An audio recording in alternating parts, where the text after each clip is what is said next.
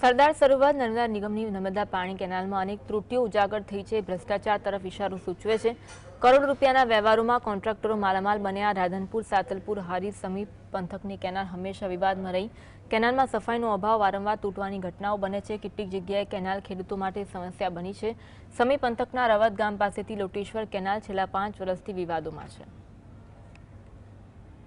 શરૂ કરીને કચ્છના બ્રાન્ચ કેબીસી સુધી જે કેનાલો બની છે, બ્રાન્ચ કેનાલો છે, પેટા કેનાલો છે, એની જ્યારે ઉનાળાનો સમય હોય ત્યારે કેનાલો રિપેરિંગ કરવા અને એને મરામતના નામે હજારો રૂપિયાના ટેન્ડર બહાર પડે। કેમેરામાં કેટલાક દ્રશ્યો બતાવે, બિલકુલ ખાલી કેનાલ છે, ક્યાંક જાડી ઝાંખરા ઉગેલા છે, કેનાલો તૂટેલી છે। આ જે ખર્ચ બતાવવામાં આવે છે, ખર્ચ કોણ લઈ જાય છે એ એક તપાસનો વિષય હોય છે। બધા જ જાણીએ છીએ કે એની પાછળ શું મોટા ભ્રષ્ટાચાર હતો અને જે તે વખતે પાણી આવે છે ત્યારે પાણી ઉભરી જતી હોય છે અને આ પાણી અત્યારે હાલ જે આજુબાજુના ખેતરોમાં અથવા તો જમીનમાં જાય છે ત્યારે ખારાશ આવે છે।